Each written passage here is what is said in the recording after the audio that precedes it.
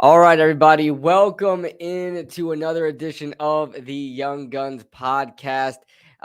We don't have too many topics to talk about. We actually have a major breaking story trending on Twitter right now. Kush, go ahead and real quick, go ahead Yeah, and address so this, man. right now on Twitter, all right, as of 9:34 p.m., This is per crazy. Ian Rappaport and Mike Garafolo, Daniel Jones has officially been traded to the New Orleans Saints for a fourth round pick this year and a fifth round pick in 2023. That's about Wow. it. I mean, it's a lot less than I expected. Sam Darnold last year went for Wow. like a second round pick. So the Giants, they pulled the trigger on something that's not a good package. You could argue this is probably Shane's first like bad move of the season because of what we got back, but they obviously fully intend to go into the season with Tyrod Taylor as their starter. Wow. Looks like they might actually they might actually get Malik Willis in this draft. Oh my God, Travon Walker and Malik Willis. What kind of that's a combo right there. That is It's a freaking listen, combo. I've been down on Travon for a while. I had to go back and look at his tape again. And I was on the Breaking Tackles podcast last night with Manny and Antonio kind of convinced me to like the raw talent that he brings, the raw strength that he brings is Violent like hands, second to none, man. violent hands. He has. He has Second to none. The man is out here bulldozing left tackles all around. You know what I'm saying? The SEC. Yeah. So I mean, hey, that would be a as I combo. was watching about like probably the 5 minutes of film per game from Trayvon Walker because he gets so much playing time. I couldn't help but notice his just violent and deadly hands, man. I mean, his arms go everywhere, but I mean they're violent, and he Yeah. runs a Listen, 4.51, dude. I mean, you can't get any better than that. listen, man. The 40 speed jumped off the page for a reason. He's gonna be one of the best at the NFL level. You heard it here first. But we gotta talk about this freaking trade now, because now we're just like brushing it off like for a fourth round pick Well, I to mean, the Saints. I mean, if that was the what what best offer on the board, it what are kind the of Saints shows you gonna where, do? where the What are the NFL Saints is. gonna do, man? Jameis and Daniel Jones. It looks like it's going to be like a legit QB competition then at that point over there in Wow, Saints land. wow. I mean, I'll say this. Sean Payton's gone. Who is the current Saints head coach? Dennis Allen, Who's that? former head coach of the Raiders, but yeah, he kind of sucked. I don't even know who He that kind of is, bro. sucked. He But kind I of mean, sucked. yeah, like we are where we are right now. This is some real breaking news right now, man. This is some real breaking hmm news. hmm But welcome into the podcast, everybody. Happy April 1st. And Absolutely nobody was fooled. nobody was falling for it at all. I made my video and I was like, nah, I've been doing it for too many. I got a lot of people like 4 years ago. I had people thinking that I actually like became an Eagles fan. That was freaking insane. And Yeah, then I had people thinking that we traded for Josh Rosen. That was insane as well. But nobody's gonna fall for it. I was hoping the new subscribers would, but I didn't see much of that. I saw it I is saw what the it old is. I saw the OGs come in here and ruin the fun. But you guys, listen. You guys remember this for next year. Everybody in here, don't say nothing because I want the new guys to get tricked. But it is what it is. Happy April Fool's Day, guys. I didn't even know that it was April 1st until I walked into work and everybody was just saying stupid stuff. But yeah, how I you don't know doing, Coach? why How you my doing, man? camera is being the way it is right now. I'm so annoyed by the lighting. Like you can see my face is way brighter than it usually is. Like why is this camera? I have Your, the your brightness face is turned all the glowing, way man. down. Your face is glowing. It's great. It's I beautiful. hate It's it. great. I might have to use the OBS virtual cam, which I usually don't do because it uses a lot of resources on the computer, but it is what it is. Mm. Shout out to everybody in here though. We Yeah, got what's going on, Jason, everybody? Supertaj, Edward, Bruno, T6, Namar, Levance, Jon Snow. Guys, as you pop in, make sure you like the stream. Hit the share button and get out to everybody as well. This is usually not the day that we do it, so I'm Right. not surprised if we get less people than usual, but I don't think there's anything else going on right now, so definitely get as many people in here as you can. Yeah, it's a Friday night edition of the Young Guns podcast. Not too much to talk about. As you guys know, we try to fool you guys with this April Fool stuff, but there's not too much to talk about. But obviously, it's draft month. This is the first day of April, so this is going to be all about the draft, and all the content in the future will be Giants and draft stuff. So we're gonna be preparing for that in in this video here. Soon I'm gonna be doing like another like official mock draft of mine. I don't know when I'm gonna start getting to do that. I just dropped my my mock draft for my Giants mock draft. And maybe if we don't have too much to go into, we'll probably discuss that. I'll probably give a sort of a look at the Giants mock draft I have. Let me know when you guys. Now the thing for me with the mock drafts right now is kind of the same thing. As I'm also kind of multitasking, trying to get this virtual cam going. If it doesn't go, that's fine. That's whatever. I just haven't had the time to make mock drafts, unfortunately. Right now, I'd probably be knee deep in making my third one. And I still only have one up on the channel, unfortunately, or fortunately, depending how you look at it, because that one is it's held up well. I feel like the only player that's risen out of their ranks from that mock draft has been Chad Muma. He's now like consistently mock going into the second. I have us taking him in the third. Just replace him with Brandon Smith, and I feel like my mock draft still holds up well.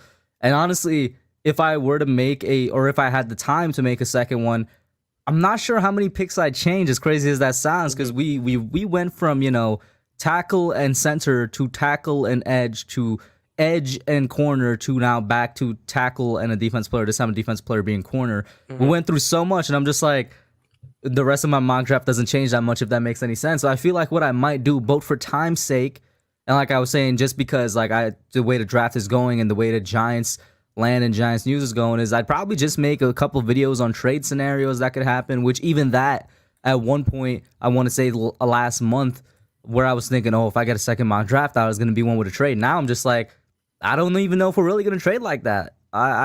It's looking like we might stay at our 2 picks. It looks like it, and I hope so. It looks like it, and I honestly hope that we stay where we're at. Because listen, and this is the kind of philosophy I've been thinking about ever since we got these 2 picks.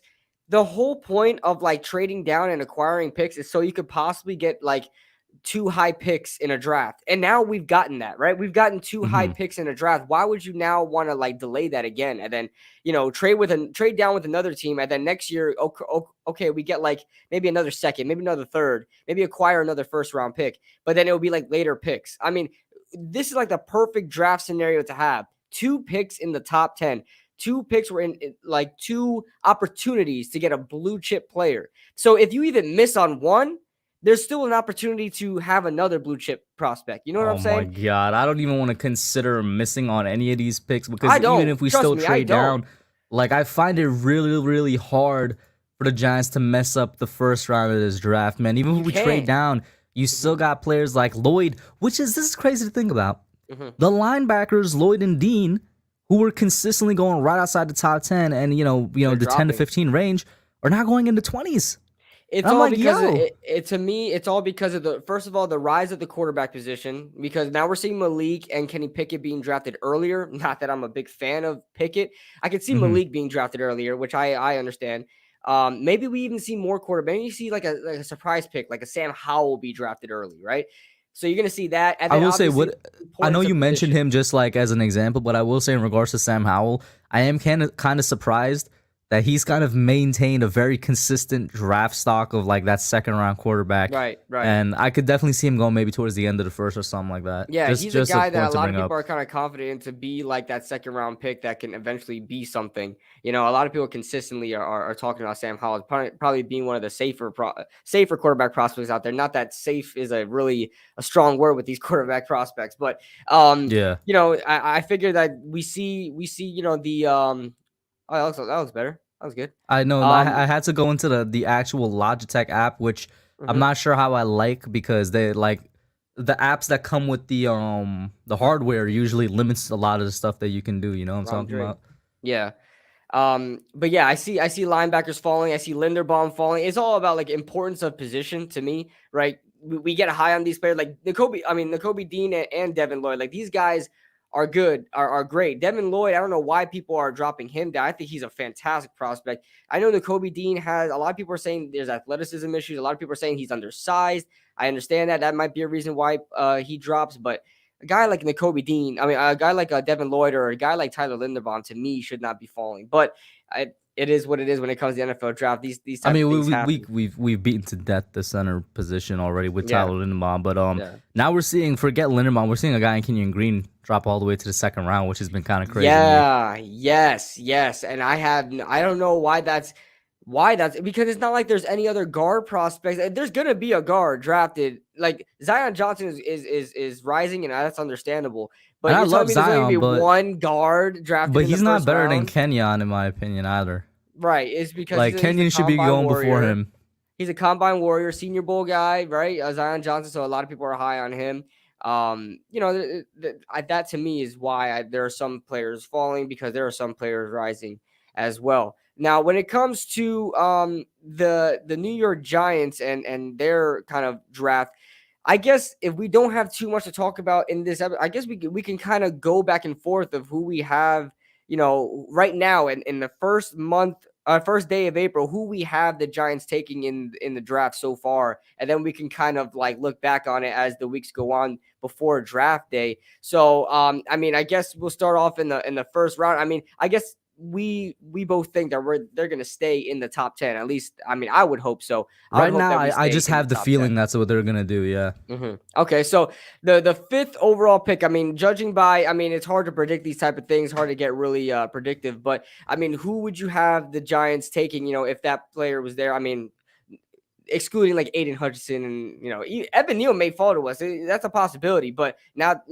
because we're seeing on mock drafts that kind of possibility happening. But who do you have as the fifth overall pick for the Giants? By the way, just real quick, Taj, you're speaking facts in the chat. I've been saying that for a while. We got 4 first-round players over the past 2 years with Thomas and McKinney, and then Kadarius and Aziz. Man, that I just hope that happens again, man. That would be crazy, because I'll just say we could get 3 first-round players this year. 2 of them with the actual 2 first-round picks. But if the linebackers continue to slip, that's a first-round player in the second round. Or if the Giants want to take a chance on David Ojabo, which I've been saying, listen, I would entertain that thought heavily. Take a chance on David Ojabo, who is a first-round player, let him heal up and see what happens. Like, I'll just put that out there. But as of right now, and this ties into the James Bradbury situation, I guess, which we'll have to talk about as well.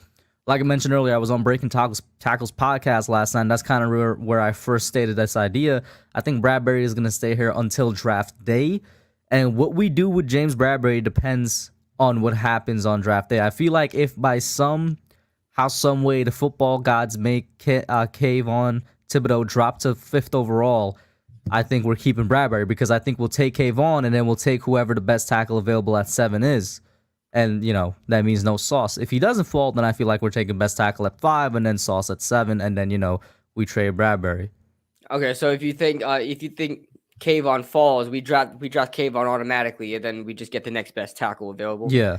Yeah, I would love that situation to happen. And then, we're seeing right now, starting today, I don't know if this is an April Fool's thing or something like that, like this article coming out, because it's no coincidence that it's Oregon's pro day today, and somehow Kayvon's falling on boards. I don't understand.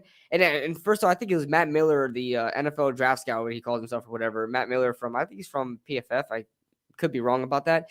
Mm-hmm. But he's saying that Kayvon is dropping because apparently there are like GMs and scouts out there that don't like his lack of motor. And because I made a video about that, kind of joshing about that, because, the Travon Walker versus Kayvon Thibodeaux type of thing. A lot of people are getting on Kayvon for his lack of motor. And honestly, when I watched Kayvon Thibodeaux too, one of my negatives I had on him was his lack of motor too. But the thing is, he put up the numbers he did, dominated college football from being a true freshman all the way to where he is now with a quote unquote, lack of high motor, still dominated. Think about what he will do if he gets that high motor. You know what I'm saying? So honestly, I think that kind of, if you flip that around, depending on how you look at it, that kind of like helps Kayvon's case a little bit, don't you think? I mean, I don't know why I would say so. Yeah, I would say so as well. Yeah. Yeah. I don't know why it would be that particular reason of why he's dropping on boards. And a guy like Travon, you look at a guy, let's be real here. I mean, jokes aside, Travon Walker has one of the worst motors I've ever seen. I mean, he's so inconsistent. Like let's be real, guys. he's so inconsistent, and the fact that he's somehow brought up in the same conversation as Kayvon is ridiculous to me. What the thing that always got me, right? Not only the conversation of him being brought up with the top two guys, but he just jumped right over guys that he should have been battling first, which somebody just mentioned. Like he just jumped over a guy in Jermaine Johnson. He jumped over a guy in David Ojabo before he went down with the torn Achilles. He jumped over a guy in George Karlaftis. I'm like, you just jumped all the way to the top, and you're not even better than any of those guys. It just made no sense to me. We could get into Travon Walker as much as possible. I could talk about him all day about why he's not worth a top 10 overall pick. But like I will continue to be labeled a Travon Walker hater, as I am just trying to speak the truth about this man. He should go in like the teens. If anybody takes him, I stand by saying that Philadelphia is the best place for him to go. Otherwise, let him drop into the 20s, man, and that's probably a better place for him to go, to a more, prepared team, so to speak, that could afford him his development pains and could afford him to take time on the bench if need be, just to sit and learn and whatnot. Well, we'll see about that. Yeah, but like a guy like Travon Walker, like I don't hate Travon. I don't hate him at all. But like we always talk about, the more he's overhyped, the more he's overrated. I dislike him as a prospect even more and more and more. Right, like you said, listen, right around I'll the say 20s this, bro. where I see him going. If he goes in the top 5, that only helps us. So I mean, no, it better not be at 5. That's the thing. Maybe I know, but maybe we should like join the Travon Walker hype train to get this man taken by Detroit at 2 or Jacksonville at 1 or something, man. The thing is, like, I know as a Giants fan, I should be rooting for that, right? Because that takes that one spot. But as a football fan, I'm like, damn, a team can't take this guy 2nd overall, man. Please, I mean, just for the integrity of the game, man. Like, you see a 4.51 defensive end, and you're like, oh my god, he's high on my board now. Like, come on, man. I listen. I can't believe. Like, here's the thing. I don't believe that honest scouts and honest GMs are honestly looking at the combine and looking at Travon Walker's 40 time and his combine performance as a whole and saying, wow, this guy is rising on my boards because of that. I don't think anybody that honest is like honestly doing that. I think it's just like the analysts. Like freaking, I love Daniel Jeremiah, but he knows how to hype up players. Daniel Jeremiah, Bucky Brooks, Mel Kiper. Like, I'll be honest with you. I don't think any GM, maybe some GMs, but I don't think Travon's going to be taken in a top 5. Man, I can't see it happening. If it honestly happens, I'm telling you, he might be one of the biggest busts we've ever seen. I'll be honest with you. Listen, man, we saw Cleveland taken 4th overall, all right? Stuff like this has happened before. But the thing is with Cleveland, okay, I've seen Cleveland mocked that high in mock drafts before, but he eventually dropped down. Like, yeah, Cleveland he dropped down. Yeah, he was like, I remember that draft, and early in that draft process, Cleveland was like the number 1 defensive end. At one point he was considered edge 1. At one point, people had him going high, and as things like progressed, and as the draft season started to progress, he started dropping down to like the late teens, 15, 18, stuff like that. And then we see him taken 4th overall. I'm like, oh my god, that's a shock to me because he wasn't consensus, on that high anymore. Mm-hmm. But Travon Walker now, going from like a 2nd round, late 1st round guy, rising all the way to freaking potentially number 2 overall. Because I'm going to take MJD's mock draft as a joke because he doesn't know what he's talking about. He had him going number 1 overall. He's like the only one I've seen doing that. But I've seen consistently, like Bucky Brooks just released his mock draft, and he has Travon going 2nd overall. That to me is astonishing after the combine. Like, I hear analysts say all the time. I hear football fans saying all the time, I don't take the mock draft. I mean, I don't take the combine that seriously. I really don't. If you have Travon going that high, you do take the combine that seriously, because you can't talk about Travon Walker as a prospect and talk about him going in a top 5, and one of your reasonings has to be the combine, and that's a problem to me. That's a problem. So real quick to rebut CG1224 in the chat, he says, you act like players who aren't elite statistically in college can't go to the NFL and become a top player. No, I disagree. We've seen that a lot of times. We're not talking about statistics right George here. George Karlaftis has 4.5 sacks last year. George Karlaftis has like the same, or actually maybe even less sacks than Travon Walker did, but he's a way better prospect and a way better edge rusher. So in fact, it's kind of the opposite of what you're saying. Players that perform bad statistically, and we're talking production at the college level, can absolutely go out at the NFL level. every single problem with Travon Walker has to do with the fact that he doesn't have the tools yet. It could be developed, but as of right now, he doesn't have the tools to be a good edge rusher at the NFL level. And there's guys in the class at his position that do and do it better than him. So he should be going behind them. That's what it is. Check out. So I saw this pass rush win rate.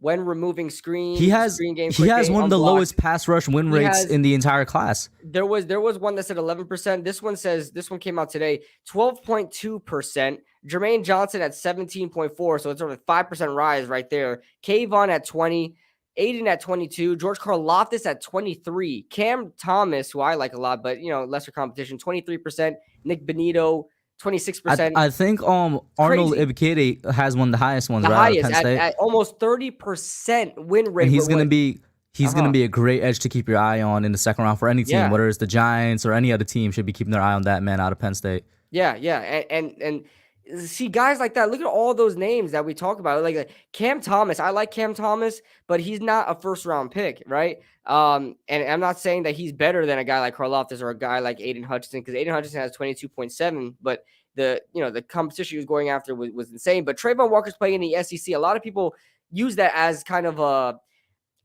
point to him. It's like, oh, he plays in the SEC. He plays best. So it's going to be harder to get to the quarterback and whatnot. Right, but yeah, it's I've seen that. 12.2, dude. But it's 12.2. Okay, he's playing with better competition, but he's not winning against better competition. You could play against and I've said this as well. Listen, we just need to just take a look at what makes an edge rusher a good edge rusher. A big part of that is bend and flexibility and being able to beat the tackle on the outside. Karlaftis is way better. My guy has zero bend and zero flexibility. You want to talk about something? You want to talk about something?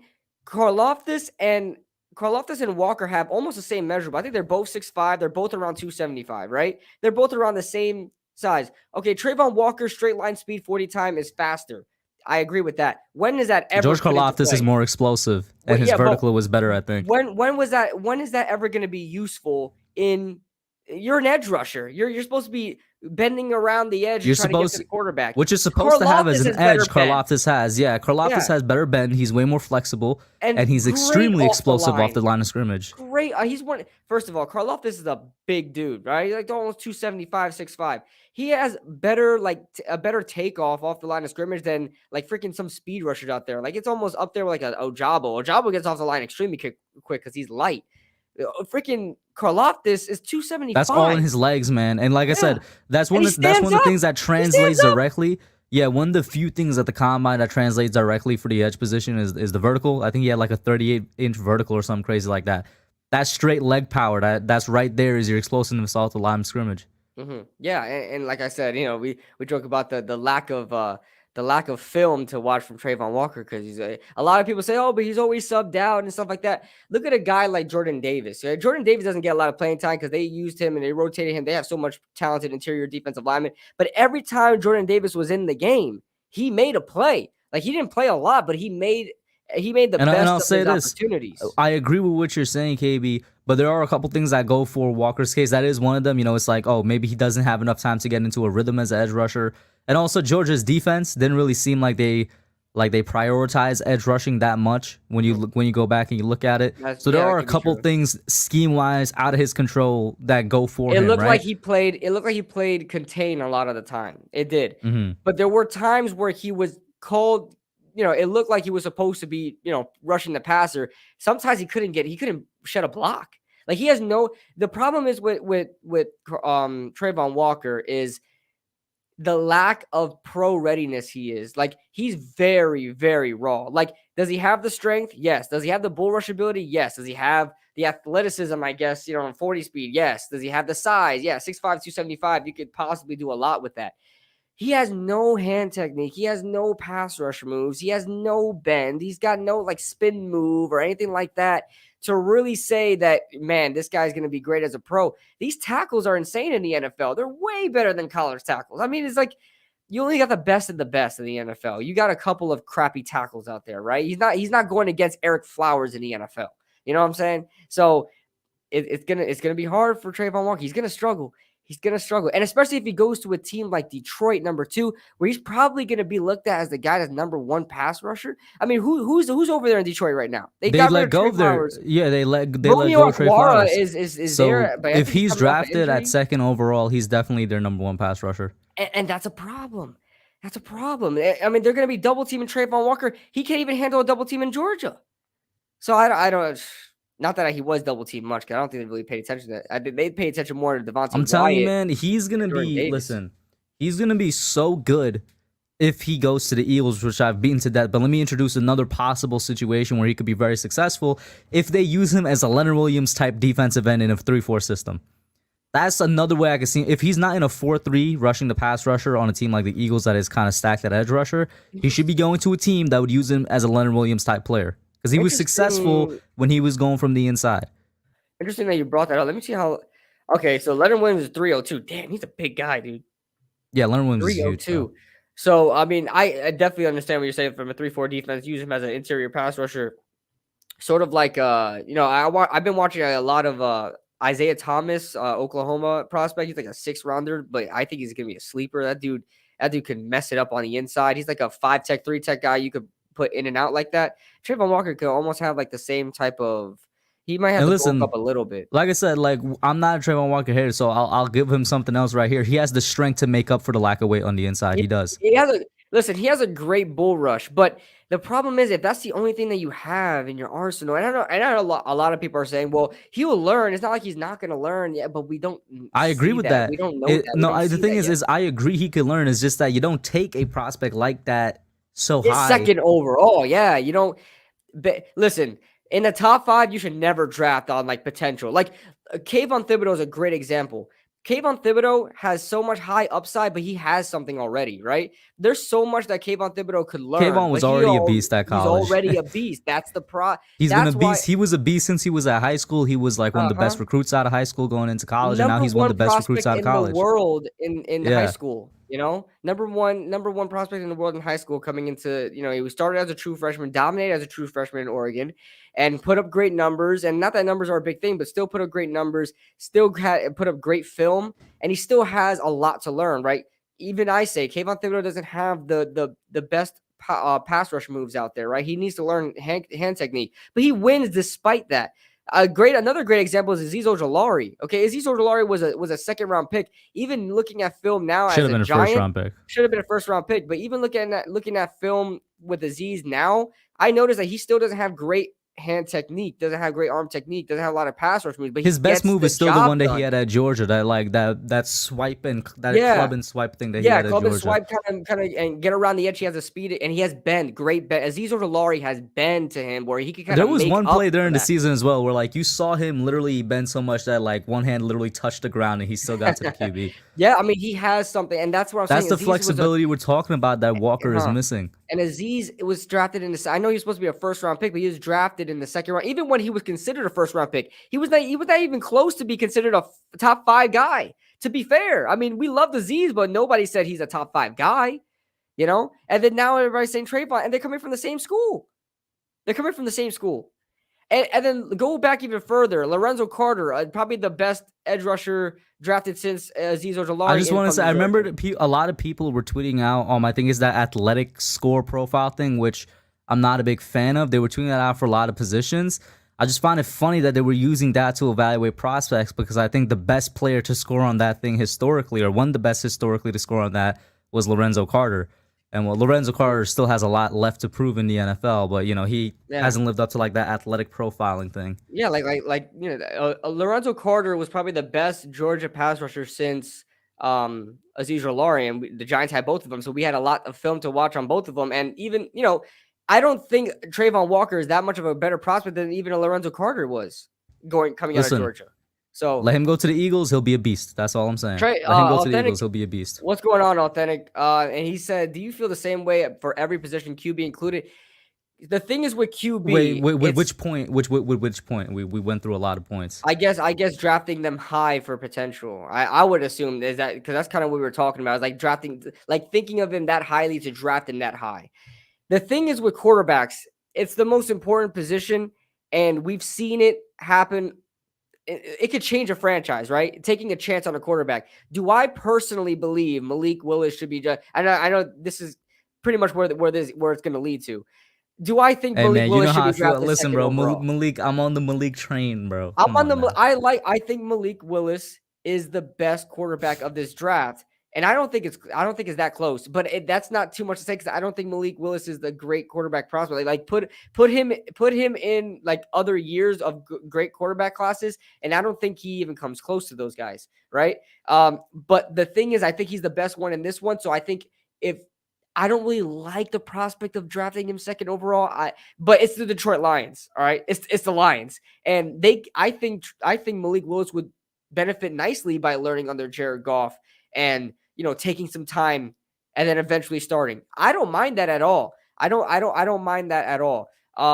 So for me to respond to that, to what Authentic was asking with the potential thing, I do agree partially with what you're saying. QB is a completely different position, and we've just seen the way it's played out before. Yeah. But I would still keep my same standard that I did with the edge rusher in the sense that I need to see potential plus something else, right? I need to see potential plus if I'm gonna go back to the Kayvon Thibodeaux example. You see, even though he has a lot left to learn and he has a lot left to get down, technique wise, he's still producing a lot. That's what I need to see. I don't need to see just potential from a QB. If I'm seeing just potential, but there's nothing there to show for it, then no, I'm probably not going to take a chance on you. But if you're still killing competition or you're still doing relatively well against competition, and you have a lot left to learn, then it's like, okay, maybe I could develop you into something. Yeah, Authentic brings up a good point here. He said, not talking about Malik Willis at all. Just wondering if you think the same for all positions, because Daniel Jones was we see the potential kind of QB who dominated in college. The thing Who is, didn't dominate in college? Who didn't dominate in college. The thing is with Daniel Jones is that still at right now, even though I root for Daniel Jones because he's a Giant, I still wouldn't have taken Daniel, despite all the rumors that Denver could have taken him at 10 or whatever the case was. I still wouldn't have taken the same way how I feel about Malik Willis. I still wouldn't have taken Daniel Jones that high because when I talk about a potential prospect, like a prospect that has a lot of potential, he has to like Kush said, he has to have provide something else besides that. Like Kayvon Thibodeaux has a lot of potential, but provides a lot of film that we're like, oh damn, he dominated. You know what I'm saying? But a guy who didn't dominate in college, it goes to what Authentic's comment right after says, which is wait time also plays a little bit into it. You know what I'm saying? And that goes back to what I was saying. Sometimes you could try. There's no exact formula or science, but sometimes you could try and say, hey, the wait time of this guy's gonna be less because he's already doing something and he still has a lot left to learn. Same thing with Akeem, which is the reason I love Akeem Ekwonu so much in this class. Akeem Ekwonu is the Kayvon Thibodeaux of the offensive tackle class, pure beast. Just a pure mauler, somebody that destroys people on the offensive side of the ball, and yet he still has a lot left to learn because he's been relying purely on natural talent and whatnot. But the great thing about him is that he's very coachable. From everything that we've heard out of NC State, the dude actually had a scholarship to Harvard that he turned out so he could play football. He's a very smart guy. My Akeem Ekwonu is the best player in the draft agenda is still there. Yeah, you think Akeem Ekwonu is the best player in the draft? Yeah. Well, damn. Oh, that's interesting. We could get into. I love Akeem, bro. I love Akeem. I would love to talk about that because I'm a big Akeem guy too, and we could kind of go back and forth on that too. My thing, okay, I know it's about the importance of position. Real quick, shout out to Ash in the chat. Got What up, Authentic, Ash? and I know we had Nate in here earlier as well. What's up, guys? Yeah. Me personally, I think Kyle Hamilton's the best player in this draft, and this is excluding importance of position, right? Because obviously safety, I'm not a big safety guy. Listen, I love Kyle Hamilton. I think he's the best player in this draft. If you truly want to go BPA in this draft, people always say BPA. Jacksonville would take Kyle Hamilton number 1 overall, but he's not, the importance of position and stuff like that. I think Kyle Hamilton's the best player in this draft, but I just wouldn't take him that high. I wouldn't disagree with that. The great thing is that I wouldn't disagree with that because there's a lot of high talented players in this draft. And I agree with you on that point as well. We brought it up before. If anybody would go BPA, you'd probably go Hamilton, but because positional value is a thing, as much as people love to say, oh, they're not somebody that subscribes to the positional value theory, but it's like, okay, would you take Hamilton number 1 overall? If they say no, then you do subscribe to the positional value theory. Yeah, because listen, a lot of BPA would probably be him. Dude, yeah. I hear it all the time, back in the Dave Gettleman days and stuff like that, and we do call-ins or we do get opinions from everybody. They're like, I just want to go BPA, man. I just want to go BPA. I'm like, do you really want to go BPA? Because we can wind up drafting a position that we don't really need that well, right? And I always bring up this example. Like, say we have like 3,000-yard receivers, right, on our team, and the BPA at number 4 overall is a receiver. You gonna go receiver because you believe so much in BPA? No, everybody subscribes to kind of a positional value plus BPA sort of mixture, you know. And so I want to get back on this Akeem thing.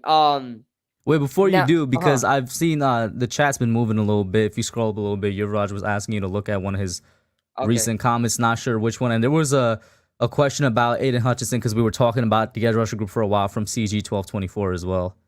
You're right. I think this is the comment he was talking about. He said, I did a 3-round mock draft. I got Neal, traded 7 with the Steelers. Interesting. 20, 54, and next year's first. In 20, I have got Linderbaum. 36, I've got Nick Bonito. 54, I got Chad Muma. Thoughts on the draft? My initial thoughts, real quick, is I guess you kind of go back and forth on, if that was good value there. I mean, I like, getting another first round pick. It all depends on where the Steelers are going to land next year as far as their first goes. Because then you might be looking at, maybe if the Giants are even somewhat decent, you might be looking at 2 mid first round picks next year, because the Steelers aren't going to have a losing record. Let's just be real. I mean, they just haven't had one in a very long time. They always find a way to win.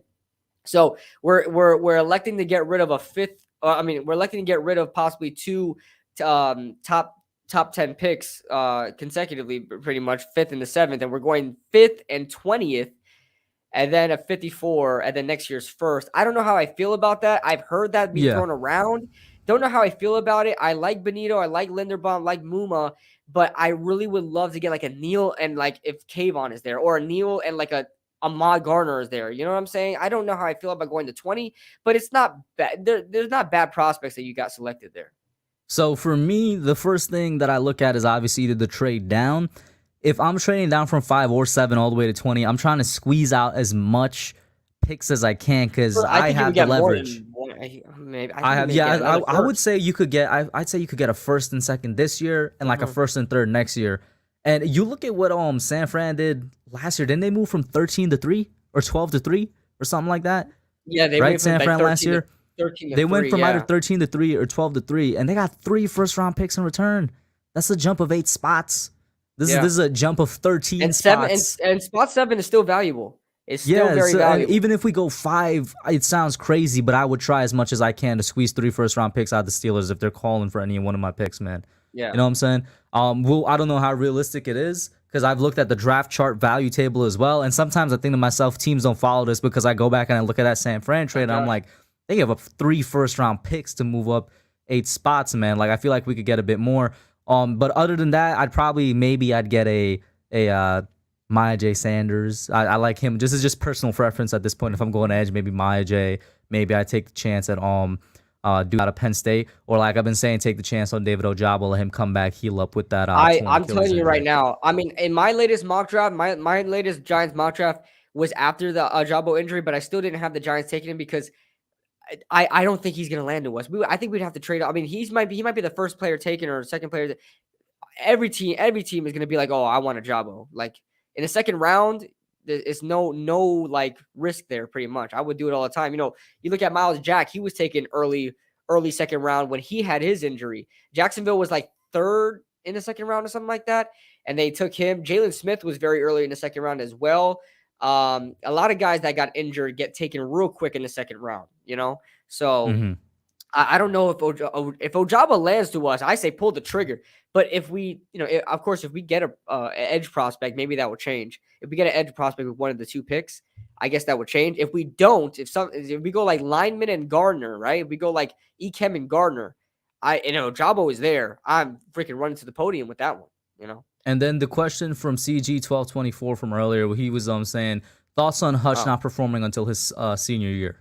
So I'll let you go first with that one. I guess that was in response to when we responded to the Travon Walker production thing. Here's the thing. I know a lot of people like that. That's interesting you say that because a lot of people don't like to look at old film. I like looking at old film too, but I like to look at old film as like a learning process. I like to look at, their most recent work as kind of what they are right now. I don't really take too much stock into what they were before because, players develop at different timetables. Some take longer than others. And I think the player that Hutch is at right now, I think he's very pro ready. I think he's the second best player in this draft. And when I mean best player in the draft, when I'm talking about that, I'm excluding upside. I'm excluding upside. Of course, upside is a factor when you draft, but talking BPA, when you talk BPA, who's the most pro ready? Who's gonna have success immediately? And to me, I would have to say Kyle Hamilton and Aiden Hutchinson. So I really don't really mind him not really breaking out into a senior year because a lot of players are like that. I mean, you go into every single draft, you look at top 10 prospects in every single draft, whether they hit or not, a lot of them don't produce until their last season in college. A lot of them really don't. So this is what I'll say because it's interesting.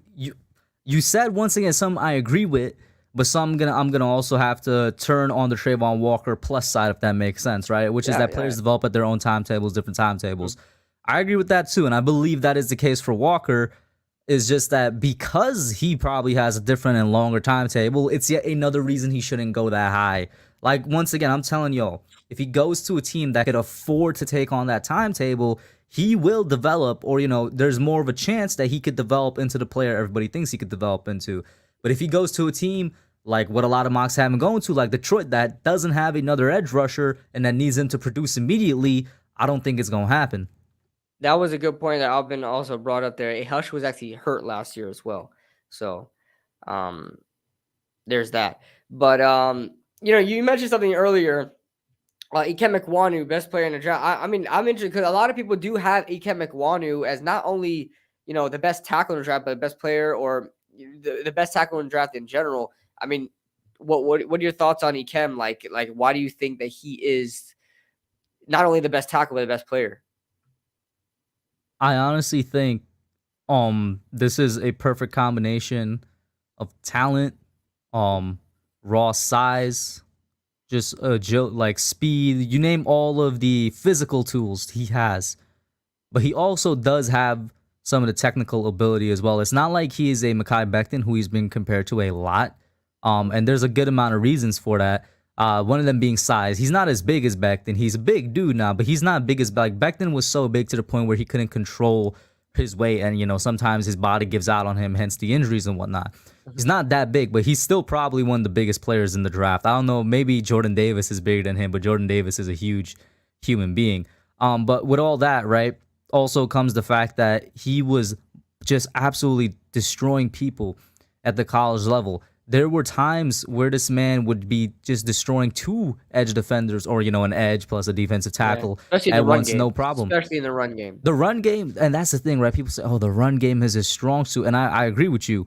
But even in the pass game, he's not letting that many people get to his quarterback, man. I really do have to find if it's possible. Maybe I will have to start paying for like a PFF college subscription if that's the thing or something like that. But I got to find how many sacks he gave up this past year. Yeah, I would have to look at that. I don't think it was that much. I don't think it was that much either. I do not think it was that much. Even pressures as well. He's not letting anybody get to his quarterback, and I think that's his floor. I think what we've seen from him is purely his floor because of the fact that he still has a lot left to learn in terms of hand technique, in terms of just getting players down to the ground without having to use his brute force or having to sprawl on them and stuff like that, which he can do. He could get a bit lower as well. It is the perfect combination of the dude is kind of like a Jordan Mailata, who I'm going to love to bring up this comparison because he's like a Jordan Mailata on steroids. And we all know we got Brandon Brown on the team right now, who is the reason Jordan Mailata is with the Eagles. Brandon Brown from the Eagles. I look at him a lot like that. He's just a monster of a human being that they taught to play football, and he could end up being the best left tackle or right tackle in football. And for that reason alone, I feel like those positions are undervalued. I feel like he is the best player in the draft. You've got Kyle Hamilton, who is a major player. Don't get me wrong. And I think it's Kyle Hamilton and Hutch are his only two competition. Ashton here, I know he loves Kayvon. I love Kayvon too, but I think he's better than all of those guys. Mm-hmm. Now, how do you feel about Evan Neal? Because there are a lot of now the how the draft boards are shaping up, how mock drafts are shaping up. We're possibly seeing Evan Neal and Ikem being available to us at the same time, which is crazy to think about. But like, say we're in a situation where not only Ikem is available, but Evan Neal is available. Who are you taking there? You taking Ikem, or are you gonna take Ikem over Evan? I personally would, but that's my personal preference. Mm-hmm. I don't care who the Giants take. If they take one of them, we're gonna be fine. I don't care who they take. I'll say that right away, and I'll say this: I've seen the same mock drafts and big boards you're seeing, and I'm not buying into it because it's way too much of a Evan perfect Neal's, world. yeah. In fact, I'm still thinking the top 4 is gonna play out like this: the top 2 edges and the top 2 tackles are gone, man. And I really think that's what the Giants should be. You know, you always prepare for the worst case scenario. That's probably the worst case scenario of 5. You know, you got your 2 biggest needs positions of need. Just, you know, they're not going to be fulfilled with one of the 2 best players at that position. So would you think it and I completely agree with you. And as much as I don't want that to happen, I want like a quarterback to be taken. I want Malik Willis to be taken to Detroit. I want like a guy like Kyle Hamilton to be taken to at least the Texans or the Jets. If that kind of thing happens, I guess we're really just looking at Charles Cross be taken at 5 and maybe the best defensive player taken at 7. I'd probably take Cross at 7 because I think he could last there. I have no problem taking Cross at 5. But do you think Malik Willis? I mean, Malik Willis. Do you think Carolina goes Cross or Malik Willis? Carolina also has been rumored to love Kenny Pickett. Remember that? They've also been rumored to love Kenny Pickett. Right, but would you bank on it? Because after Cross, I mean, you're just going. You're at Penning. You know, after Cross, you're at Penning. You know, so would you? So it's a really interesting situation the Giants have to think about because another team that is very close to us, that is very interested in Sauce Gardner as well, who in this case will be, I guess, the defensive player we're taking, could trade up if we don't take Sauce at 5, and that's the Jets. The Jets could very well trade with Carolina, and Carolina could still get their QB if they want to. That all depends on, I haven't seen a team trade up for a cornerback, I think. I could be wrong on that, but nothing comes to mind for a team trading up for a cornerback. But I'm just saying, I think Cross would be available at 7. I have no problem taking it at 5. I'd go Cross, and then I'd go Sauce Gardner. I'd go Cross and trade down, or I'd go Sauce and trade down. It doesn't matter. Get me crisscross applesauce, man. Crisscross applesauce. Let's get the sauce. Yeah, man. I'm really, man. I've been watching a lot of Ahmad Gardner lately, and I'm loving Ahmad Gardner. Like, I don't care. Like, we're gonna be winding up getting rid of James Bradberry, but even if I knew, like, if I was in the Giants front office and Joe Schoen himself told me, we're keeping James Bradberry. We're gonna find a way. Don't worry about it. We're gonna find a way to keep James Bradberry. I would still be like, but Sauce is on the board. I mean, I know mathematically. Really? Even if you keep Bradberry, you'd want Sauce? Because think about it. If Kayvon's taken, right, and maybe your next best edge rusher is maybe like Karlaftis or Jermaine Johnson. Forget about Trayvon Walker. You know, Jermaine Johnson or Karlaftis. I mean, just based on like who's better at that position, I will probably still want to take, because think about it, James Bradberry has one more year left on his deal. Here's the thing. Okay, let's explore this world for a second, where the Giants somehow keep James Bradberry, right? That's what I was saying earlier. If we keep Bradberry and Thibodeaux is off the board, so this will do. Take the OT, and why don't you trade down and take the middle linebacker of the future? Devin Lloyd? Yeah, why not trade down and take Devin Lloyd? He's gonna be a middle linebacker for the next 5 years, man. That's it. Or you can just like trade down and get Karlaftis, you know what I mean? Or you could trade down and go double line, you know, like there's a lot of stuff that comes with the trade down, but like in that situation, I'd probably go Devin Lloyd. Maybe my emotions are getting too much into it, because maybe I'm just thinking it with my heart a little bit. Like, I like a Gardner. And then just thinking about James Bradberry having one more year left on his deal. Maybe if we keep him, obviously we'll probably have to extend him because he's not going to take a random pay if the cut. Giants find any way to keep him and work out his money, it would have to be through an extension. Yeah. So I mean, at that point, you know, you have Adoree, you got James Bradberry. Ahmad's not going to play the slot. He's not a slot corner. So, man, I don't know. I would just have a tough time getting rid of Ahmad. I would have a tough time doing that. You know, even like a So I'll ask you this: what if the Giants find a way to keep James Bradberry and still draft Ahmad Gardner? What are you thinking? Someone told me automatically we'd have one of the most talented secondaries in the league. But how would it work out? But it would be from depth. It wouldn't be from pure talent on the field, because you can't have James Bradberry, Adoree Jackson, and Ahmad Gardner on the field at the same time. I mean, unless one of them is playing out of position. I think the one guy who would play out of position would have to be Adoree, because James is your number one, and I don't know if you'd want to tamper with Ahmad's development as the future number one by putting him inside.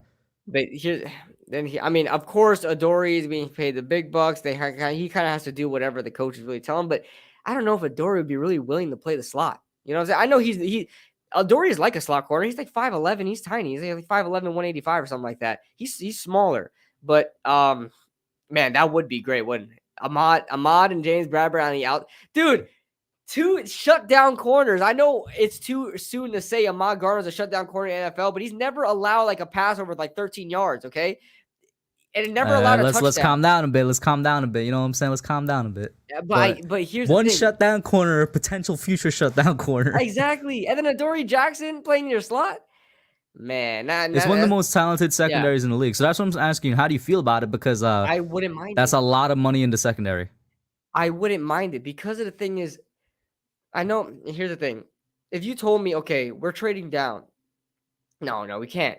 Listen, it's Ahmad Gardner at 7, or we trade down and get Karlaftis. And honestly, I wouldn't be opposed to both. I wouldn't be opposed to any of them, because if you tell me, hey, we've got a good secondary, we got something going there, we can even get more secondary in later rounds, right? There are good corners in this draft in later rounds. There's even good safeties as well. You can talk about, Brisker, you talk about Lewis Cine, right? There's a lot of good DBs in the later rounds. But, if you want to go, I said this before, the Giants should go edge rusher at first in the first round, and if they don't even bother getting an edge rusher later. In my opinion, I don't see the value. I would past second round. I would say don't take an edge rusher. Okay. So there could be a dude in the second round. Yeah, you might find an Ajabo there. You might find an Ibiketti if you really like him. Boye Mafe if he's there, right? But the thing is, I can't. The Giants, and I see everybody's mock draft. They send me mock drafts on Twitter and stuff like that. But we're not saving this edge rush position by, an edge rush position full of second, third, and fourth round guys, and then adding more second, third, or fourth round guys to it is not going to change it at all. It's not going to change it. We added Jihad Ward to the defensive line. That's it. To the edge rushing group. That's it. And he plays inside too. So he might not even be used full time in the linebacker position. So, we might as well just deal with what we have and not waste a pick. I don't want to waste a pick on another third round guy that's developmental. Get another O'Shane Ximines out there, and just for him not to develop, and we wasted a third round pick on somebody that we could potentially use. Like get a linebacker, Brandon Smith in the third round, right? Get a cornerback in the third round. Get a receiver in the third round if you wanted to. So I don't know. I'm not a big. If you don't go edge rusher in the first, I'll say first 2 rounds. You convinced me on that. First 2 rounds, if you don't get an edge rusher, don't bother getting one until probably the later rounds to fill in some depth or something like that. But you've asked it like 3 times already. I am going to try to watch it on back. I'm going to try and get to it. I'll see if I could either mooch off somebody's Peacock account or if I could just find a Reddit stream online somewhere. All WrestleMania. Ramdre says, I don't see it happening. But what would you guys say if we took Neal at 5, Aquanu at 7? Listen. I saw CBS do this, and I was like, that's overkill, dude. That's too much. I don't like it. I hate it. I hate it. I hate it, Kush. I hate it. Oh, word. Let me give you my explanation, okay? Let me give you my explanation. Remember how we just talked about BPA and overfilling a position just because it's BPA? Remember how I just talked about with the receivers example? The same thing with this position, but worse, okay? But this is not one position. I am not taking 2 tackles and then putting one at guard when that's not their natural position. I don't care if they played guard before. I would rather wait and go take a guard in the second round. Respectfully, it's different from your wide receiver thing. But it's different from your wide receiver thing because you got 2 positions. It's not one position. But it's 2. It's a top 10 pick, Kush. You can't tell me you're going to draft Evan Neal in the top 10 and move him to guard forever. You can't tell. Listen, Giants fans wanted to draft Tyler Linderbaum in the top 10. What are we talking about? But he's an actual interior lineman, Kush. And if one of these guys move to the interior, they're gonna be one of the best interior linemen out the class. Don't do that. And even they said Evan Neal. I listened to the Move the Sticks podcast. They talked about Evan Neal said he could play every position except center. He said he can play every position, but he prefers tackle. They have a preference, okay? No, they have a preference. But he's still gonna be a monster on the inside. But their preference is based on you're telling me you're gonna take a tackle. And money. Listen to me. You're telling me you're gonna take a tackle in the top 10 and move him to guard, Kush? That's like drafting a guard. That's like just drafting a guard. Listen, bro. That's like drafting a guard in the top 10. What's You wrong with wouldn't. drafting? Hold on, What's you wrong with wouldn't drafting draft. a? Hold Okay, on, hold okay. on, hold on, hold on. What's You wrong with wouldn't. No, drafting listen one to of the me. best Listen. guards in the class in the top 10, bro? Would you draft Linderbaum at 7 right now? That's not the No. question. He He's plays a center. he's a He guy. plays He's an center. He interior plays center. lineman. He's not playing guard. Would you Listen, draft Kenyon Green 7th overall? I would consider it, yes, because God, we were get the just hell talking out of here, about how he should not be in the second round, right? All right, He let me ask shouldn't you be this. in Let the me ask you top this. 10. Would you draft Teron Smith at guard mixed with Quentin Nelson at No. 7th overall? Because that's what you get in Evan Neal, bro. Tyron Smith's not a guard.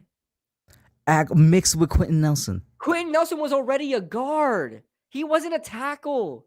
All I'm saying is I wouldn't hate it. I wouldn't hate it. I wouldn't hate it. You might as I well wouldn't just hate wait it. for Kenyon Green or wait for a Zion or wait for any other guard to pop up and Ed Ingram. Listen, It doesn't. Come on, man. Two top 10 picks, and you're gonna put 2 offensive linemen, 2 tackles, we'll and move on the never guard? have problems at the offensive line ever You again, might bro. as well trade down, Kush. I don't disagree. Okay. You might as well. I don't disagree. How about this? How about you trade down and draft Penning to be a guard? If I'm trading down to where Penning is gonna be, I'm gonna just take Kenyon Green. Thank you. There's not even a point to take 2 tackles and move one to guard. No. You're arguing. I'm not disagreeing with. I'm just saying I wouldn't mind if we take both of them. That's all I'm saying. With Andrew Thomas there, man. Andrew Thomas is staying on left guard. Keep his name out your mouth. Left tackle. He's staying at left tackle. You're gonna put what? Evan. You're Did I gonna say put left Evan guard? Neal at right tackle and put Ikwanu at guard. Gosh, come on, man. Please. No. I'm gonna put Kwanu at right tackle and I'm gonna put Neal at left guard, You bro. would not put Neal at guard and put Ikwanu. Bro, Ikwanu is more of can a you guard imagine than Andrew Neal is. Thomas at left tackle and Evan Neal at left guard? Oh man. But Evan Neal is more of a tackle than Ikem is. Ikem is more of a guard. Ikem is the bigger so guy. here you go. I'm about to Ikem's a run solve blocker. all your problems right now, right? You take Evan Neal at 5 to be your right tackle of the future. You take Akeem Kwanu at 7 to be the left guard. Oh my god. I think that's nonsense. I think just Your based offensive on line, I think your just offensive based, line yes, will automatically be one of the better ones in the league. That's a move a team would make if they don't have a lot of needs elsewhere, Kush. There's no way with all the needs that we have, I'm going to take 2 tackles and move one to guard in the top 10. Like if we have, okay, check this out. If we already had like the 2019 draft, right? If we had a first round pick in the top 10 and then a first round pick in the top 20, I wouldn't be opposed to taking 2 tackles and moving that last tackle to guard, right? Like a Penning situation. If we had the number 5 pick and then the number 18 pick, and then we go Penning at like 18, right? And then I move him to guard, I don't have a problem with that. But Gio, I feel like you're misunderstanding me. Because what you're the counter argument you're giving me, right? The value yeah, of but that the counter argument you're giving me, I agree with. I would prefer to trade down. I would prefer to spend that pick on a defensive player. But if we take 2 of the best offensive linemen in the class with 5 and 7, I'm not angry. But here's in the words of Diggy 456, what's wrong with 3 All-Pro linemen? You don't know Ikwanu or Neal is going to be All-Pro at guard. They are best at tackle. That's a fair point. That's a fair point. You don't know that. That's the only fair problem. Point. If I knew, check this out. If I knew Neal or Ikwanu was going to be great at guard, right? And they had they don't have much playing. They have playing time at guard, both of them. I get that. But if they had a lot of playing time at guard and they said, listen, I could play guard. Where I disagree is because we could use the same statement for every player. We don't know what any player is going to be, right? Yeah, but they're playing their natural position, of them so it's the right risk. The probability of them playing outside their natural position and them succeeding to the as much as they would succeed. But listen, that's my only problem. I don't necessarily disagree with you. I'm just saying to the question, I wouldn't be mad if it happened. I wouldn't be mad because if it happened. I'm already not very comfortable drafting a guard in the top 10 to begin with. You know, like Quentin, the whole Quentin Nelson thing. Quentin Nelson was like the only guard I've ever fell in love with that I said I would take him in the top 10. Now I wouldn't have taken him number 2 overall. I don't care what anybody tells me. Nobody would have taken Evan Neal at number 2. I mean, Quentin Nelson at number 2. I don't care who you are. If you tell me that, you're basing off of hindsight because nobody in 2018 said Nelson at 2. I don't care who you are. I'm already there's some opposed. people out there. I've never seen it. Never, not one. But I'm not opposed I mean, I am opposed to taking guards in the top 10. Freudian slip. What? Freudian slip. Freudian slip? What You just had a Freudian slip. Okay, You whatever. said you said I'm not opposed. So Oh I yeah, mean, whatever. I am opposed to taking a guard in the top 10.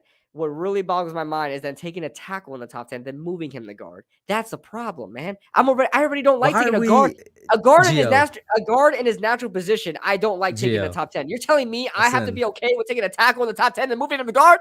I can't do it. Giovanni, listen, bro, listen.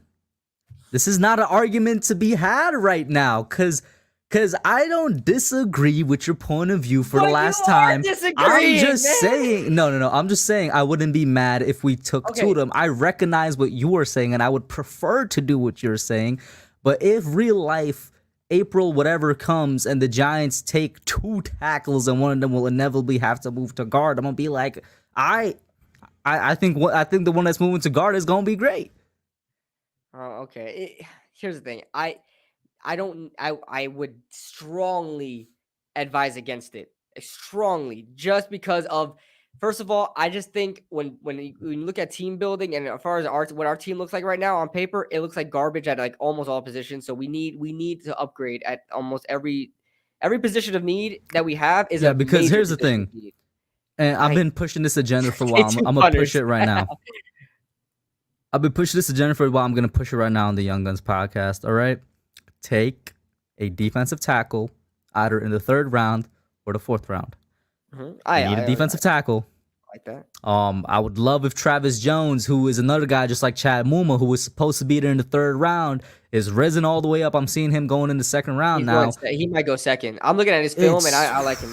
He might go 2nd. I love Travis Jones out of Connecticut, man, but his stock is rising. Yeah, his stock is rising really quickly. If he stayed in the 3rd, that's a perfect match right there for the Giants to get a defensive tackle. You came into a very energetic. I don't know if he came in after that little spiel just ended, but if Travis Jones is off the board, get the boy Haskell Garrett out of Ohio State. Also, somebody really good that has not risen for whatever reason. He's still going in the 3rd or 4th round. I'm not in love with this film, but I could see like the potential there, and taking him in like the 4th round, I would not be opposed to it at all. What's funny is that when I look at Haskell Garrett, I'm like, he could be an Austin Johnson type player. Hey, we just lost Austin Johnson, honestly, so why not draft Haskell Garrett to be that? He gets pushed around a little bit, the more than I like him to. But I mean, if he's a 4th round prospect, he's gonna have a lot of flaws. You know, I wouldn't mind. I wouldn't mind taking Haskell. And he could add on. He's only like 10 pounds lighter than Austin Johnson. So whether it's over this summer or it's over the course of the year, he could build his weight up to what Austin Johnson was. He could either take Johnson's position as the run stuffer, or they put Dexter Lawrence in and they have him at the 3 tech. I think he'd be a nice guy for the Giants. He feels a position of need as well. Now, the release, and this is adding on to the whole Ekem thing that we were talking about, and how I don't want to like overload that position of tackles and move one to guard when we have other positions of need. It's like we've got so much position of need. We have to address safety somehow. Like we might end up using another 2nd round pick. That's where I disagree. But okay, we lost Jabril. We have Xavier McKinney. That's where I disagree. Who really considers Julian Love a safety? Show of hands. Who really could? He's a DB. I mean, he's an all-around DB. He plays more like nickel linebacker than a safety. I think that Julian Love can be good enough to just carry us at the safety position this year. We don't need to have a great safety. What do you think about or two great safeties? What do you think about Lewis Cine? Lewis out of Georgia, the safety out of Georgia. I haven't looked at it. I'm not gonna lie. I'm not gonna lie to your face, bro. Dude, honestly, dude, just take the time checking him out. Because look, I said this in my mock draft. I'm not a big guy of. I don't really want a safety, but the fact that we let go of Logan Ryan opens up a huge hole, honestly, in my opinion. Because we had no depth there on top of that. We can probably go after one later on. We can rotate people at the safety position as well, depending on how Wink wants to. He's got it backward, vibes. Cookie Monster has it backwards, but the thing is that we could rotate people throughout the year at the safety position as well. You could rotate Love. You could even rotate Aaron Robinson at that position as well. You could put guys back there. I think that it's not a gigantic position of need where we have to go and spend the draft pick on it, or at least spend a premium draft pick on it. I feel like we could just draft somebody in the 4th, 5th, or 6th rounds just for depth. You know, if they have starting time, they have starting time. But I feel this is where positional value comes into play. I would take the tackle. I would have to address the tackle first. I'd have to address the edge first. I'd have to address corner Agree. if Bradbury goes. I'd have to address middle linebacker. I'd have to address tight end, who everybody's forgetting. Defensive tackle, like I was just saying. Safety falls, even though we lost Logan Ryan. Safety still falls on the bottom of all those guys, or on the Yeah. bottom of all those positions for me. And like I was saying before, you don't need, if you have one great safety, which I think Xavier McKinney can be a great safety, I feel like you just need somebody that can be, average or good enough, so to speak, on the other side. Like, remember 2016, Andrew Adams was our other safety next to Landon Collins. Where is Andrew Adams now? He was on a practice squad last year. Andrew Adams, You know what I'm saying? he didn't start all the time I'm a big Andrew Adams guy. He wasn't all the time. He came in due to injury. Andrew Adams came in 2016. It was due to injury. That kind of still proves my point. I know, but he didn't start most of the games. I mean, he started later on in the Who season. was He was there all right. before him? Who was there all before right. him? Who was there before him? Who was that? That's what I'm saying, though. Like, this still proves my point. He was just an all right guy next to somebody that was doing great at the safety position. Maybe somebody can look that up real quick. Who was there in 2016 before Andrew? Andrew came in relief of somebody.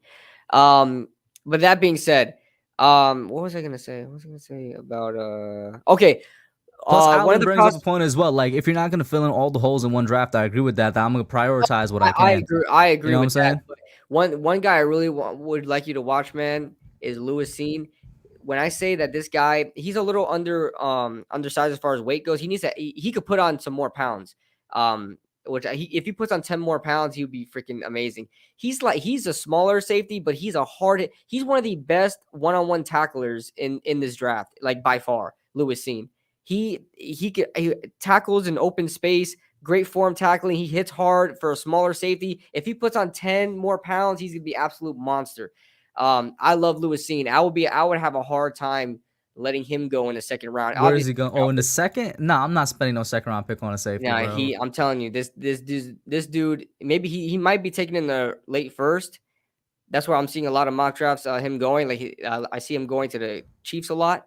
But I'm a big Lewis Seen guy. I would have a hard time letting him go in a second. But the only time I'm ever taking a safety in the second round is exactly what happened in 2020 when Xavier McKinney, somebody that was supposed to go as a top 15 pick, dropped to the second round. Yeah, but I mean, Lewis Seen would be a great. I mean, them two together would be absolutely great. Lewis Seen comes down in the box a lot.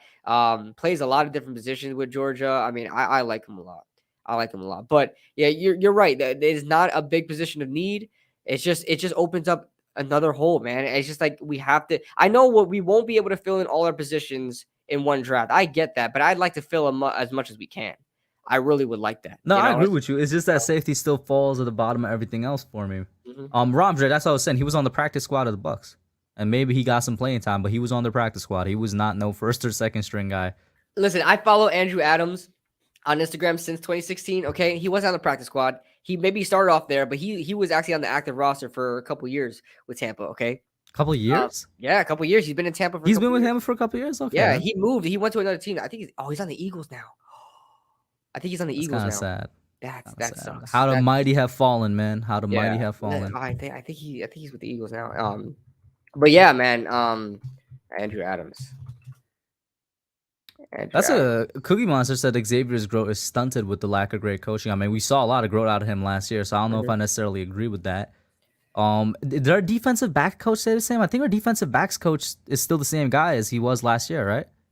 Jerome Henderson is still our I could look that up. Yeah. Because if he is, I'm happy about that because he got the growth out of Xavier McKinney. Let me see. Yeah, he's with us still, defensive backs coach. Yeah, he's still with us. Then I should continue to expect good things from Jerome and from the defensive back group. I like. What up, Luann? I always like our defensive back group. It's just like sometimes they don't produce. But my biggest issue is the slot. I like Proway Darnay. Trust me, me and you were you were high on him more than I was, but I was extremely high on Darnay. And you know what? He's still a starter. Honestly, I think he's that good. And I'm gonna criticize him, but people are gonna think I hate him for it. I don't think he was. He's a fourth round pick at the end of the day, so he's playing like a fourth round pick. He's doing fine. But I don't think he's that great. I think you can upgrade from Darnay and Aaron Robinson. Slot corner? Yeah, because that's what he plays, right? So who would you? I don't know. I feel like at slot corner he'll be fine for now. Because if we take a cornerback, right, we'll be an outside guy, so we're gonna be ahead of My problem with Darnay. No, I'm really not looking to upgrade in this draft at slot corner. I'm not. But I'm just saying my biggest concern with the DBs is the slot corner position because, man, I mean, Darnay did a fine job, after the catch, but he allowed way too many catches last year, man. Had a lot of penalties too. A lot of penalties that we were like, what the? It was like 3rd and 15, and he would like grab onto a receiver that's going past him. Darnay has a lot of work to do. I'll be honest with you, but as years go on, you may see him be replaced soon, man, because he's got to step it up. But I like Darnay, but to me, that's just the biggest concern of the slot. And Aaron Robinson, I'm not a big fan of. I think is a great tackler. He would be great as a safety. We I think have Aaron to Robinson see a is little. great as a safety. We have to see a little bit more out of Aaron Robinson. That's what I was saying. I was like, we could have a rotation of Robinson and Maybe they Julian do Love. that. Like, Maybe that could Wink does happen. that. I wouldn't But be opposed to that at all. I'd have to see a little bit more out of Robinson, I admit, because he was injured a good amount last year before, you could hand out any type of judgment of him. Even watching Robinson's film in college, and seeing him with the Giants, it looks very similar. Like he just had a problem covering in the slot, but he was a great tackler. I mean, that's exactly what I've seen in both years. I mean, whether in college or in the NFL, he just looks the same to me. And Aaron, I'm not a big. I like Aaron. When we drafted him, I was excited, but he's a great tackler. That's pretty much it. I don't even think he's a great corner. You know what I mean? I think he would be a great safety. I think Aaron Robinson would be a great safety. And the fact that you mentioned that we could rotate him there, I'm not opposed to that. Not opposed to that at all. Now, I was talking about the defensive tackle in the 3rd or 4th round. One of the positions I didn't mention that we have to take is running back. I want to know how you feel about that because I've come off of drafting a running back because our running back group right now is it has good depth. Obviously Saquon, Matt Breida, Antonio Williams, Gary Brightwell, the forgotten Gary Brightwell, who's forgotten because he was used absolutely 0 times last year. I would love Gary Brightwell to get some reps, especially when we see him in the preseason. I think he could be a decent back in the NFL, like a decent backup. Me too. I think he could be a good backup running back. Yeah, I really do think that. I think if they give him a shot, and just because he was a 6th round pick, right? 6th round, 7th round, 6th round. Just because he was, I think it was 6. Yeah. Yeah, one of the just because he was a really late round pick doesn't mean anything. You can find running backs anywhere. Like Matt Breida was undrafted for crying out loud. So, my boy, who we probably should have taken, Elijah Mitchell, went in the 5th round. If we took Elijah Mitchell, I'm telling you right now, Saquon doesn't have a job, bro. And I'm not even saying that jokingly because he is running back 1 in San Fran right now. There are a couple of running backs that I really like, and like you mentioned, like since we got Matt Breida, I've kind of not been. I had the Giants taking one in my latest mock draft just because it's a guy I really like, and I think he's a Joe Shane guy, honestly, because. You look at by the way, my guy is Kyron Williams out of Notre Dame. He's got like 3rd round, 4th round grades. I have us getting him in the 5th round because I think he's gonna drop because his 40 time was terrible. It was like 4.65 and he's only 5'9", so you got to be fast to be that short. But I think he might drop for that. But Kyron Williams to me is like a Joe Shane guy to me. Buffalo loves short running backs, loves tiny running backs like. Singletary's 5'7", Zach Moss is 5'11", LaShawn McCoy was like 5'10". These guys are like tiny, and he's 5'9". He could pass protect fantastic. I would love to see Kyron Williams on this team. He is shorter, but he's a tough runner. Pass protects extremely well, catches the ball as a receiver extremely well. He does everything. He's a 3-down back, but not the size you would want in a 3-down back. Like you know what I'm saying? Frank Gore was a 3-down back. He was 5'9". So I mean, you never know. But I like Kyron Williams. I know you like Jerome Ford a lot. I like Jerome Ford a lot. There's somebody else. I think there was another guy out of one of those green uniform schools. Now I'm showing my knowledge of school uniforms and logos. No, Kenneth Walker. He's gonna be one of the first running backs off the board, right? So no, I'm talking about one of these late guys. That's not the point. Great comment by Diggy. Gary Brightwell will be a special teams Hall of Famer. You might not Cody be Core. You might not be wrong, man. You might not be wrong about that one. So yeah, now that I probably wouldn't take a running back. Obviously, we got to take a tight end, and I want to know who are you eyeing because we are in a position to take the best tight end available. So I know a lot of people want Trey McBride in like the 2nd round. I can't do it. I can't. I think he could beat her in the 3rd. I guess I'm one of the few people that think he could beat her in the 3rd. Well, how that would mean he would be like the first tight end taken. He's going to be the first tight end taken. No way he lasted a 3rd round. There's no way not one tight end is not going to be taken until the 3rd round. It doesn't happen. What team is taking him in the 2nd, bro? Dude, the Jets could take him in the 2nd. And dude, any team could take him in the 2nd. Trey McBride is the Pat Freiermuth of this draft. Nobody really considers him a 1st round pick, but he's clearly the best tight end in this draft. So he's going to be taken in the 2nd round. I can't see him taking in the 3rd. But a guy I'm looking at is Jalen Weidermeyer. A lot of people are talking about, he ran a 5.2, .02 40 time. He doesn't play like that on his film. He doesn't play like 5.2. He's burning guys out. Just He's an athletic tight Kyle end. Hamilton is faster than his 40 time, Exactly. and just like my boy Devin Lloyd is faster than his 40 time. He's a great blocker. He's a great receiver. He has like athletic build for a tight end. He's not like one of them bigger tight ends that can't move like a Witten, but it's just a blocker. Like Jalen Weidermeyer, to me, it can be his draft stock goes from second round all the way down to 6. Like nobody knows where this guy's gonna go.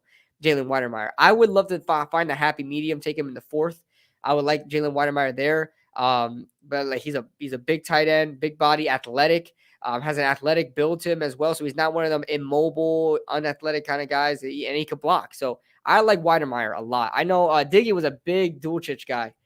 I seen all over Twitter. Diggy's a big Dulcich guy. So I mean, I wouldn't be opposed to any of these guys. I'm a big take the best tight end available guy because, like I said, I feel like we're in a position but it depends on where the availability could. you want him at. You want a 3rd round tight end? You want a 4th round tight end? I would take a tight end with our first 3rd round pick. Is what I would do because yeah, like I don't think we have a starter on the roster right now. I'm be honest with you. I like Ricky Seals-Jones, but we don't have a starter on the roster right now. And then you have to look at Ricky Seals-Jones. He gets hurt all the time. You can't depend on him to start all 16 games or 17 games. So I agree with that completely. Take a tight end. I don't want to take one in the 2nd though. I can't. Like right now, I'll say it right now because like I've mentioned numerous times, I just don't have the time to put the work in to make another mock draft video, and I don't want to half work on it because I put a lot of pride into those. Right. But if I were to make another one, this is what my like order of position would have been. I would have went tackle. I would have went sauce. So it would have been cross and sauce because I don't know. I really don't know if Akeem and Neil are gonna make it. But I hope one of them your favorite tackle, and then sauce at 7. I would have gone taking the chance at David Ojabo. I really would have in the 2nd round. If he's there, I would take a chance. Would you do what the Giants did in 2015 and trade up to the 1st pick of the 2nd round to take? Because we traded up to get Landon Collins in the 1st pick of the 2nd round because he shouldn't have fell. Would you do the same thing for a guy like Ojabo?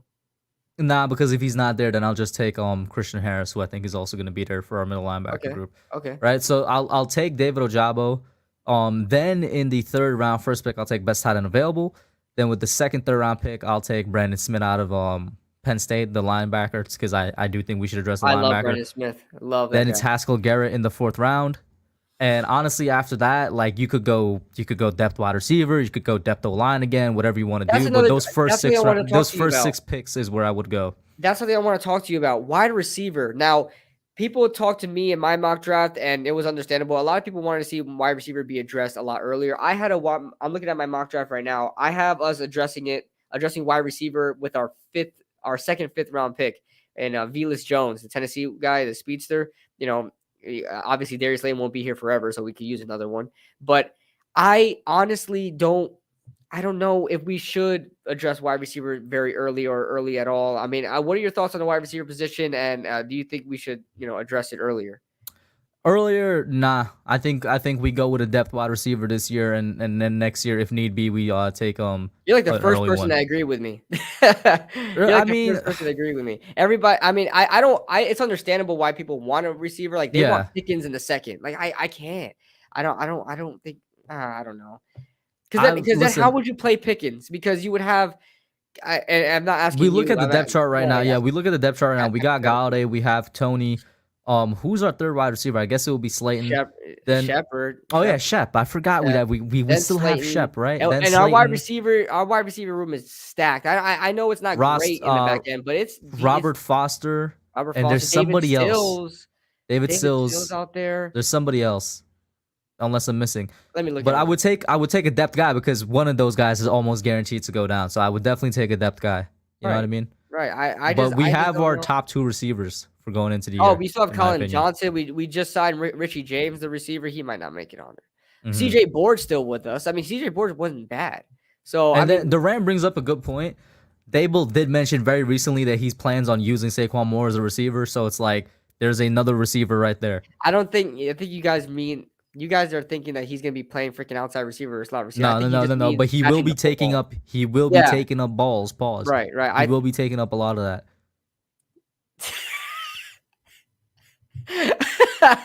Okay. All right. But I think Saquon would be used like screen games a You were lot. probably joking, Duran, but I was not. It's the same. Devin Singletary is kind of he's not a he's not a receiver back, but he catches throws out of the backfield. But Saquon, I think they could definitely use. I think they definitely will use him more than he was used these past 2 years. Even past 3. Essentially, since his rookie year, where he had 91 touches in the passing game, I think his highest since then was probably 51. That's a big drop off. I could see a medium like 60 to 70 happening if he's healthy. Yeah, if Saquon's healthy, and trust me, I have no doubt in my mind, Daboll's gonna find a way to use Saquon, and he's smart enough to do that. My only concern about Daboll's offense in Buffalo, and this could be a roster thing, right? It could definitely be a roster thing because Daboll obviously never had a guy like Saquon Barkley in the backfield. I don't know if Daboll was there when LaShawn McCoy was there. Maybe I'm wrong, but LaShawn McCoy No, was at the back end of his career. when did Anyway. LaShawn McCoy leave / get out of Buffalo? I have no What year? idea. I can't remember, but I know Because he Dable was. didn't get there until 2018. Greg Roman was their offensive coordinator up until 2017, I think. Okay, but Dable hasn't had a running back like that, so I can understand why Dable was kind of scared to run the ball because Devin Singletary is not the best. I mean, Devin Singletary is all right. He's 5'7". Zach Moss is probably a little better, but again, not the greatest runner. If he has a guy like Saquon Barkley, I know he could probably utilize him well. I just haven't seen that from Dable's offense. That's probably my only concern from Dable's offense is how well is the running game going to work. How is he going to implement it? Because you really haven't seen much of that in Buffalo. We called the game where they didn't run the ball until the second half. So this year was much improved from that though. That was 2020. They had like 1,200 yards combined between Zach and Devin for the running back group, and then Josh Allen gave them like another 700-800 as well on the ground. Yeah. So like that's part of the reason as well. They kind of use Josh Allen as a running back. For all the Lamar Jackson running back jokes that are out there, Josh Allen is legitimately used like a running back in Buffalo. He was definitely used like a Cam Newton. That's definitely what he was used as. And I see you saying Luen. I agree with you. I don't know if we kept him or not, but Kid Blue in the chat knows this. I've been somebody that's high on saying we bring John Ross back. Every single time we threw the ball up to him, he came down with it. He did nothing but deliver. Like the man was good for us. One catch, 50 yards, like every 5 games.